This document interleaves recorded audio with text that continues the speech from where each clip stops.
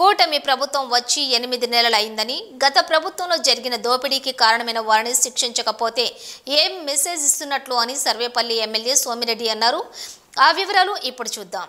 8 నెలలు అయిపోయింది మన ప్రభుత్వం వచ్చి. 8 నెలలు అయింది. అందరూ వెయిట్ చేస్తున్నారు. ప్రజల సొత్తు అది, ప్రజల సొత్తు.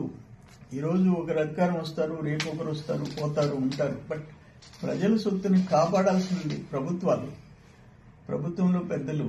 వాళ్లే ల్యాండ్ స్కామ్స్ చేస్తే అంటే అల్టిమేట్ గా కార్యకర్తలు, ప్రజలు కోరుకునేది గత 5 సంవత్సరాల్లో దుర్మార్గాలు చేసి దోపిడీలు చేసిన వాళ్ళని వదిలిపెట్టకూడదు అనేది అందరి కోరిక, ప్రజల కోరిక.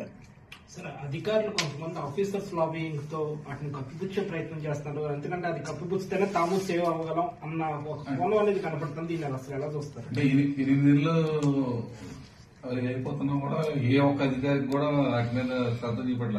పేపర్లో వచ్చిన తర్వాత చర్యలు అయితే మొదలవుతుంది. అధికారులు ఇప్పుడు నేను ఒకటి అడుగుతాను, మీకు ఎందుకు ప్రజలు కట్టే పన్నులు ప్రజల రక్షణ కోసం, ప్రజల ఆస్తుల రక్షణ కోసం, రాష్ట్రం అభివృద్ధి కోసం మీరు ఉద్యోగాలు చేసేది ఎందుకు నిర్లిప్తత వ్యవహరిస్తున్నారు అర్థం కావటం లేదు. బ్యాక్ డోర్ లో వచ్చి మైనింగ్ లో, రెవెన్యూలో బ్యాక్ డోర్ లో వచ్చి దోపిడీ చేసిన వైసీపీ వాళ్ళు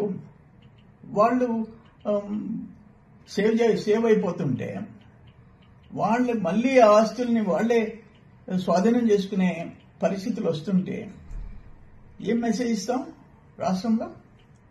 దాని మీద ప్రభుత్వం, కూటమి ప్రభుత్వం నిర్మోహమాటంగా, స్ట్రిక్ట్ గా, కఠినంగా వ్యవహరించాలా, తాడోపేడో తెలుసుకోవాలా. వాళ్ళు ఎవరైనా సరే, A1 A2 దగ్గర నుంచి ఆ 4 దగ్గర నుంచి ఎవరైనా సరే, దాంట్లో మనం నెమ్మదిగా ఉండాము, కొంచెం కూల్గా ఉండాము అనేది ఉండకూడదని చెప్పేసి మేము కోరుకుంటున్నాం.